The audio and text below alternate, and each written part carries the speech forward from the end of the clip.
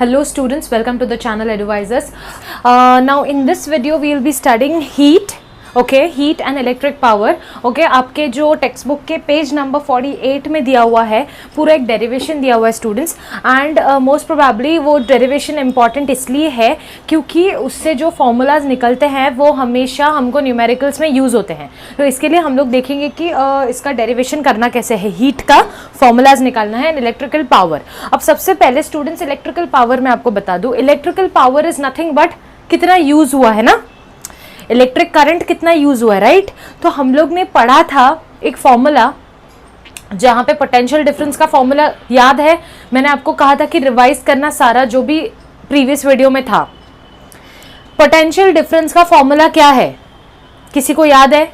Potential difference का formula, पहले तो पोटेंशियल डिफरेंस को लिखा किससे जाता है, V से, राइट. तो V is equals to W by Q, work done upon coulomb. अगर ये सब याद नहीं है तो फिर आपसे इफेक्ट्स ऑफ इलेक्ट्रिक करंट नहीं हो सकता है, इतना याद रखना, ठीक है. तो आपको मैंने बोला था वो रिवाइज करते रहना, रोज रिवाइज करना है. तो सुनो, पोटेंशियल डिफरेंस का जो हम लोग डिनोट करते हैं सिंबल इज V, बराबर, उसका SI unit is volt. Okay, now what is the formula of potential difference? V is equals to W by Q.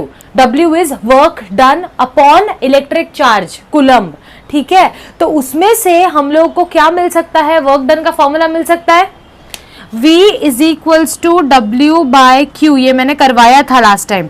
तो यहां से W क्या होगा, V into Q, right. Work done is equals to V into Q. अब electrical power का formula क्या होता है students, energy upon time. Now अब ये energy is nothing but your work done. Simple, कोई भी वर्क डन करने के लिए अपने को एनर्जी चाहिए, कोई भी एक काम कंप्लीट करने के लिए एनर्जी चाहिए. तो अगर आपको क्वेश्चन में आता है या कभी भी आता है एनर्जी का फॉर्मूला या वर्क डन का फॉर्मूला, दोनों का फॉर्मूला सेम है. समझ में आया? तो एनर्जी अपॉन टाइम, मतलब मैं बोलूंगी कि कितना पावर यूज हुआ, तो पहले तो देखना पड़ेगा कि कितना टाइम तुमने यूज किया. ट्यूबलाइट्स, फैन, घर का जो भी अप्लायंसेस है आपने कितने टाइम यूज किया, दैट इज टाइम. एंड कितना एनर्जी गया है उसमें, मतलब कितना वर्क डन हुआ है. दिन भर आपने फैन लगा के रखा है या दिन भर लाइट लगा के रखा है, तो उसके ऊपर हमारा पावर डिसाइड होता है, राइट. तो एनर्जी का फॉर्मूला क्या रहेगा, मैंने अभी बोला वर्क डन एंड एनर्जी ये सब सेम है. तो एनर्जी का फॉर्मूला क्या रहेगा, VQ. पोटेंशियल डिफरेंस का फॉर्मूला था V is equals to W by Q, right. तो इसमें से हमने वर्क डन का निकाला, work done is equals to VQ. तो वर्क डन, एनर्जी सब कुछ सेम है, तो एनर्जी का फॉर्मूला क्या आ जाएगा, VQ upon time. Okay, so this is what T.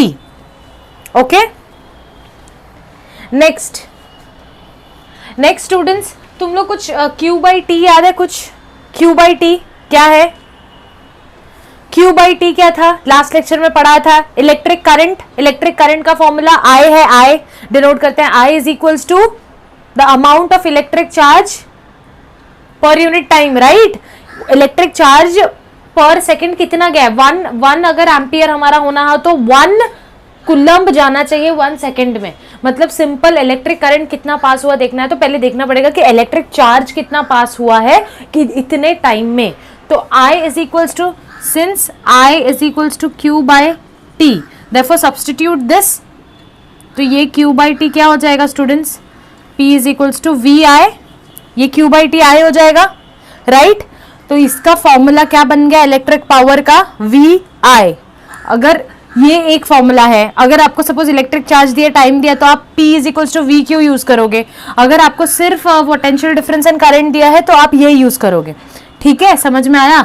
अभी हीट क्या है, हीट का फॉर्मूला स्टूडेंट्स क्या होता है, सुनो. कभी भी इलेक्ट्रिक सर्किट में हम लोग कोई भी, अभी इलेक्ट्रिक बल्ब भी देख लो, हमारे घर पे हम लोग जलाते हैं तो वो ट्यूबलाइट या बल्ब गर्म हो जाता है, गर्म होता है थोड़े टाइम बाद. क्यों? क्योंकि whenever the electric current passes, electric current generate हो रहा है, मतलब क्या पास हो रहा है, इलेक्ट्रिक चार्ज.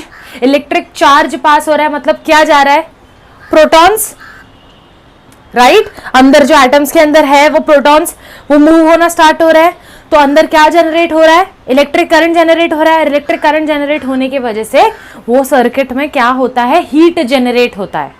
समझ में आया? तुमको जो सर्किट मैंने लास्ट टाइम बताया था उसमें क्या लगाया है, रेजिस्टर लगाया है. रेजिस्टर का एक्चुअली काम क्या है, अगर ज्यादा एक्सेस करंट आता है तो उसको रेजिस्ट करना. रेजिस्टर मतलब उसको रोकना, समझ में आया? तो इसीलिए रेजिस्टर लगाया जाता है कि ज्यादा करंट फ्लो ना हो जाए। अगर ज्यादा फ्लो हो जाएगा तो सर्किट पूरा हीट हो जाएगा और फिर शॉर्ट सर्किट हो जाता है। समझ में आया? तो इसके लिए हम लोग रेजिस्टर्स लगाते हैं। तो रेजिस्टर भी जो लगाया वो भी तो हीट होगा ना, तो मतलब वहां पे हीट जनरेट होता है। This is nothing but heating effect of electric current. When a resistor connected in a circuit gets heated up due to the electric current. Due to what? Due to the electric current. आप कुछ नहीं चालू किया, अपना light white कुछ नहीं चालू किए हो घर का, तो वो नहीं कभी गर्म होगा। ज्यादा कोई भी चीज हम लोग यूज करते हैं तो वो हीट हो जाता है ना, तो वही है, उसका मतलब सेम ही है। ठीक है, तो that is what heating effect of electric current. When a resistor is connected to electric circuit and it gets heated up due to the electric current, it is called as heating effect of electric current. Now H is equals to P into T. कितना heat generate होगा हमको कैसे समझेगा? जितना electric power use होगा इतने time में। Time भी तो इंपॉर्टेंट है ना। मैंने बोला मैंने इतना, सपोज मैंने 1000 इलेक्ट्रिक पावर जनरेट की, मतलब यूज किया, लेकिन कितने टाइम में भाई? 1000 अगर तुम 4 दिन में यूज करो तो कोई दिक्कत नहीं है, 1000 अगर 1 घंटे में यूज कर रहे हो तो हीट जनरेट होगा। करेक्ट है कि नहीं? तो पॉइंट है कि कितना पावर आप यूज कर रहे हो और कितने टाइम में। तो इसीलिए इलेक्ट्रिक पावर इनटू टाइम, ये दोनों मिला के हीट जनरेट होता है। अगर मैंने ट्यूबलाइट लगाया, चाहे कितने भी वोल्ट का ट्यूबलाइट, 40 वोल्ट का ट्यूबलाइट मैंने लगाया, ठीक है, लेकिन उसको सिर्फ मैंने 15-20 मिनट के लिए लगाया, तो वो क्या हीट अप होगा क्या? नहीं, क्योंकि टाइम कम है वहां पे। यही अगर मैंने 40 वोल्ट का 4 घंटे के लिए, 5-6 घंटे के लिए कंटिन्यू लगाया तो हीट अप हो जाएगा। वही अगर पावर अगर किसी का थोड़ा सा कम हो जाए, या वोल्टेज कम वाला ट्यूबलाइट, हम बल्ब लगाते हैं, एलईडी बल्ब आते हैं अभी लाइट बचाने के लिए, अगर वो सब लगाते हैं तो वो इतने जल्दी हीटअप नहीं होता है, क्योंकि वो लोग इतना इलेक्ट्रिक करंट यूज नहीं करते हैं, राइट। तो हीट जनरेट होने के लिए हमको क्या क्या चाहिए? इलेक्ट्रिक पावर कितना यूज किया इनटू टाइम। तो हमने पी तो इधर से ढूंढ लिया, पी क्या है? ये एक फॉर्मूला है पी का, P is equals to V upon V into I, और ये वाला मैं इधर से ये कर देती हूँ, वी क्यू बाय टी, ये एक फॉर्मूला है, राइट स्टूडेंट्स। तो हम अगर ये डालते हैं तो क्या आ जाता है? V I T, H is equals to V I T, ये बन गया एक फॉर्मूला। पी का सब्सटीट्यूट किया सिर्फ, राइट। स्टूडेंट्स आपके बुक में वी ए बी दिया गया है, उसका मतलब ये है कि जो सर्किट दिया है ना 48 पेज नंबर में ऊपर, जो पोटेंशियल डिफरेंस है ना ए और बी के पॉइंट का बीच में, उसको हम लोग वी ए बी बोलते हैं, ठीक है। तो इसके लिए उन लोग ने वी ए बी लिखा है, मैं जनरल लिख रही हूँ। तो अभी स्टूडेंट्स ओम्स लॉ याद है सबको? ओम्स लॉ पता है? Ohm's law means V I R, V I R. Ohm's law is V I R, V is equals to I R, ये सबको पता है, v is equals to I R, V I R याद रखो, ठीक है। v is equals to I R. मैं v का वैल्यू यहां सब्सटीट्यूट कर सकती हूं, तो सब्सटीट्यूटिंग इन इक्वेशन 1 कर सकती हूँ स्टूडेंट्स। तो क्या आ जाएगा? h is equals to v के जगह पे आएगा आई आर आई टी, तो क्या आ जाएगा? आई स्क्वायर आर टी, करेक्ट है? यस। आगे नया फॉर्मूला, v के जगह पे सिर्फ मैंने आई आर डाल दिया, तो आई आर आई टी तो ऑलरेडी था, तो दो दो I means I square R T. आगे एक और फॉर्मूला, अब मैं इसी आई के जगह पे भी यहाँ ये फॉर्मूला से सब्सटीट्यूट कर सकती हूँ। अब यहाँ पे आई क्या रहेगा students? I is equals to V by R रहेगा। तो अगर मैंने वापस से इसमें h is equals to V, I के जगह पे v बाय आर टी, तो क्या आएगा? v square t by R, correct है? आगे एक और फॉर्मूला, तो ये 3-4 फॉर्मूला सिर्फ ओम्स लॉ से आए हैं। एक सिंपल फॉर्मूला इधर से आया अपना, पावर का सिर्फ सब्सटीट्यूट कर दिया। अगर पावर का ये हमने सब्सटीट्यूट किया तो एक और चीज आ जाएगा। तो ना ये सब फॉर्मूलाज आपको ना अच्छे से लर्न करके लेने हैं। सपोज मैंने ये वाला डाल दिया यहाँ पे, h is equals to P T के जगह पे मैंने सपोज ये डाल दिया, तो वी क्यू बाई टी है, p इंटू टी, तो ये कट जाएगा, बचा क्या? सिर्फ वी क्यू, तो h is equals to V Q, ये भी एक फॉर्मूला बन गया, राइट। तो students it depends, now this is मतलब एवरीथिंग, ये कुछ डिफिकल्ट नहीं है, अभी हमने क्या किया भाई, हमको पता था कि पोटेंशियल डिफरेंस का फॉर्मूला क्या है, V is equals to W by Q. इसलिए मैंने बोला पहले जो वीडियो था उसका रिविजन अच्छे से करो। तो वहां से हमको वर्क डन मिला। हमको पता है इलेक्ट्रिकल पावर, ये भूलना नहीं है, electrical power is energy upon time, heat is power into time. ठीक है, तो एनर्जी मतलब it is nothing but work done. ठीक है, तो एनर्जी के जगह पे आपने वर्क डन का डाल दिया, तो ये वर्क डन का फॉर्मूला वी क्यू आ गया, तो V Q by T, simple ये आ गया। अब क्यू बाई टी हमको पता है आई है, तो वी आई कर दिया। अब उसी को हमने यहाँ सब्सटीट्यूट कर दिया, तो वी आई टी आ गया। अगर वी क्यू बाई टी को सब्सटीट्यूट किया तो वी क्यू आ जाएगा। अब ये आने के बाद हम ओम्स लॉ अप्लाई कर लेंगे, एक बार वी का वैल्यू डालेंगे, एक बार आई का वैल्यू डालेंगे। वी का वैल्यू डालेंगे, क्या आएगा, आई आर, तो हमने v के जगह पे आई आर डाल दिया। अब इसी में से हम i निकाल लेंगे तो v बाय आर आ जाएगा, तो i के जगह पे v बाय आर डाल देंगे। तो ऐसे करके इतने फॉर्मूलाज मिलते हैं। This is very important from your numericals point of view students. Numericals में जो भी आपका गिवन डेटा रहेगा उसके हिसाब से आपको फॉर्मूला यूज करना पड़ेगा। अगर सपोज बोला है गिवन है आपका potential difference and electric charge, तो आपको हीट जनरेट ढूंढना है, तो क्या ढूंढोगे, ये वाला फॉर्मूला लगाओगे, वी क्यू वाला। समझ में आया स्टूडेंट्स? तो ये एंड होता है आपका हीटिंग इफेक्ट, यही है। Heating effect is nothing but when a resistor connected with in a circuit generates heat due to electric current, it is called as heating effect of electric current. Heating effect of what? Electric current. समझ में आया? Next हम लोग देखते हैं आगे का part. Okay students, so this is the three formulas which we have derived. Okay, so you just note it down, and now we will be seeing the units of electrical power. Okay, so let me just clear कुछ चीज़ें हैं जो आपको समझना पड़ेगा। कुछ relation है students. अभी जैसे मुझे पावर का अगर यूनिट्स निकालना है, यूनिट ऑफ इलेक्ट्रिकल पावर, अब क्या है बताओ, मैंने आपको बोला था कि power is energy upon time.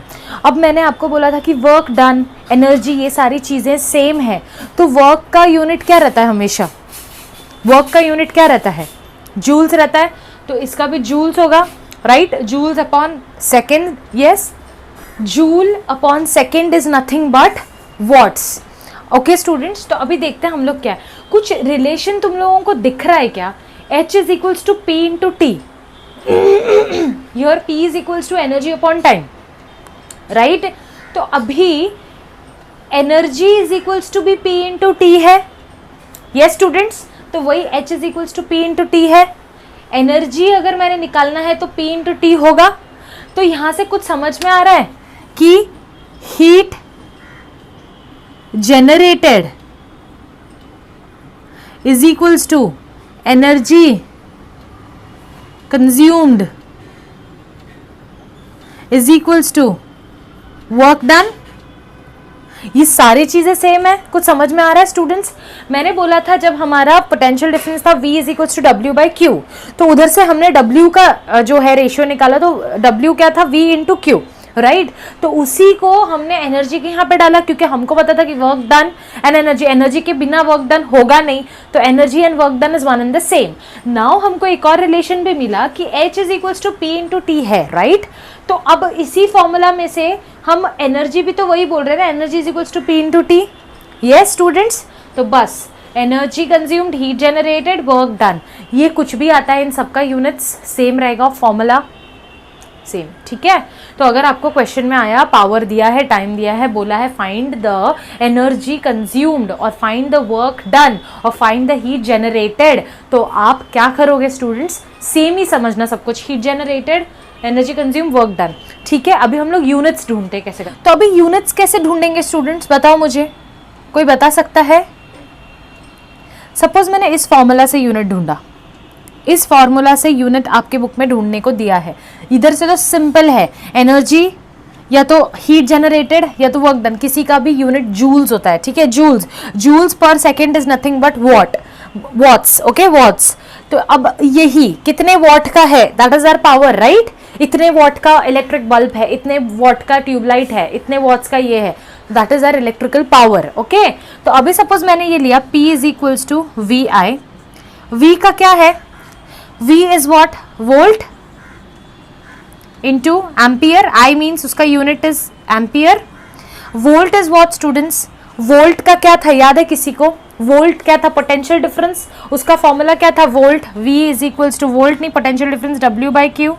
इधर क्या है, ये joules by Q, electric charge को मेजर किससे करते हैं, कूलम से, तो इधर आ गया ये 1 है, एवरीथिंग इज 1 दिस, ओके।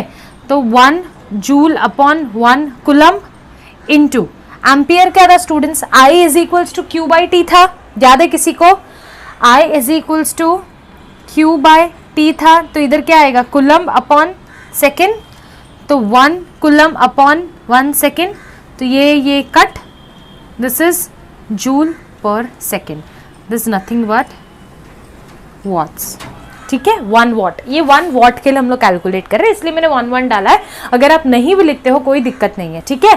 तो जूल पर सेकेंड या तो what is the unit of electrical power.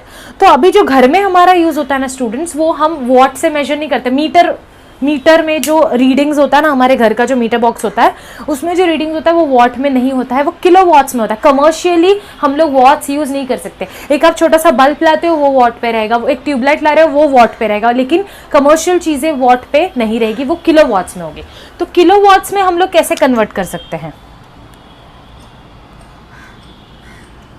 1 kilowatt hour, ठीक है, 1 किलोवाट पर आर होता है, जो काउंटिंग होता है ना, 1 kilowatt per hour is nothing but your 1 unit. समझ में आया, ठीक है। यूनिट्स देखते हैं ना, आप कभी लाइट बिल चेक करो, आपका कितना यूनिट हुआ है महीने का, वो आता है, दैट इज नथिंग बट कितने किलोवाट्स पर आवर, ओके। तो अभी हम लोग इसको क्या करेंगे, 1 किलोवाट इज कितने वॉट्स, किसी को पता है क्या, any 1 kilowatt is always 1000 watts, 1 kilowatt is 1000 watts and 1 hour is कितना सेकेंड्स, सेकेंड्स में लिखते हैं हम लोग। जैसे इसको वॉट्स में लिखा ना, तो हम टाइम को हमेशा सेकेंड्स में करेंगे, ठीक है।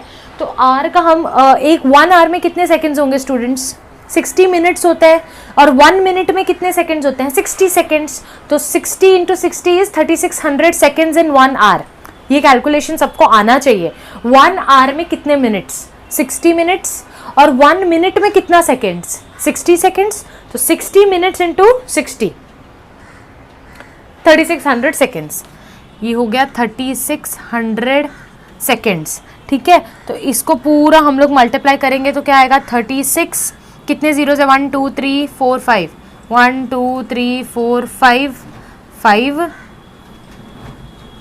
वॉट सेकेंड्स, ऐसा ना। तो इसको हम लोग क्या लिख सकते हैं बताओ, वॉट को मैं वापस लिख सकती हूँ क्या, जूल पर सेकेंड लिख सकती हूँ, वॉट को मैं जूल पर सेकेंड लिखूंगी, और ये सेकेंड तो है ये कट, तो खाली बचेगा जूल्स। और ये टर्म को मैं क्या लिख सकती हूँ बताओ, इतना बड़ा टर्म कोई लिखता है क्या स्टूडेंट्स, कोई लिखता है, कोई नहीं लिखता है। तो सुनो, 36 इंटू ये कितने जीरो है, 1 2 3 4 5, तो 10⁵ जूल्स। मैंने वॉट को जो है कन्वर्ट किया जूल्स बाय सेकेंड्स में, क्योंकि मुझे वॉट मिला था, जूल्स अपॉन सेकेंड किया तो वॉट, तो वही वॉट को मैंने यहाँ पर कन्वर्ट कर दिया जूल अपॉन सेकेंड। तो सेकेंड और सेकेंड कट हो गया, 36 इंटू 10⁵ जीरोज है तो 10⁵, लेकिन हमको 36 भी नहीं चाहिए, हमको एक पॉइंट अगर डेसिमल हम डाल देते हैं, 3.6 into 10⁶ joules. So this is the value of 1 kilowatt per hour. Question numericals में 1 किलोवाट पर आवर का ही नोटेशन दिया रहता है students. Now this is the amount, okay, of 1 unit. इतना heat, joules means what, joules क्या है, इतने energy consume होता है 1 किलोवाट पर आवर अगर आपका यूज हो रहा है, तो मतलब अगर आपका 1 घंटे में 1 यूनिट होता है, मतलब इतना एनर्जी यूज हो रहा है, 3.6 इंटू 10⁶ जूल्स एनर्जी यूज हो रहा है। समझ में आ रहा है किसी को? तो this is the conversion of 1 kilowatt per hour to joules, ठीक है। ये कन्वर्जन आपको एक्चुअली आएगा नहीं, वो ये ध्यान में रखना है, 1 किलोवाट पर आवर को अगर मुझे जूल्स में कन्वर्ट करना है तो 3.6 इंटू 10⁶ जूल्स करना पड़ेगा, ठीक है। तो this is also very important, please right it down each and every one in your notebook. Derivation plus this everything, ये सब का सिर्फ हमको न्यूमेरिकल्स में भर भर के यूज होने वाला है। एंड आई वोंट रिपीट, ऐसे मुंह जुबानी सबको याद रहना चाहिए। मैं ऐसे पूछूंगी तो क्वेश्चंस आना चाहिए students, please be serious with this chapter, ठीक है। तो ये सारी चीजें एक बार में दिमाग में नहीं बैठती है, इसको बार बार रिविजन करते रहना है, लिखते रहना है, अंडरस्टूड। ये सिर्फ कन्वर्जन आपको जानने के लिए क्या है, ये कहीं पूछने नहीं वाले हैं 1 किलोवाट आवर का कितना जूल्स है, आप सिर्फ ध्यान में रखो, ठीक है। अभी नेक्स्ट हम लोग मैग्नेटिक इफेक्ट से स्टार्ट करेंगे, तो आप लोग पहले ये सारी चीजें अच्छे से समझ लो। Okay students, everyone.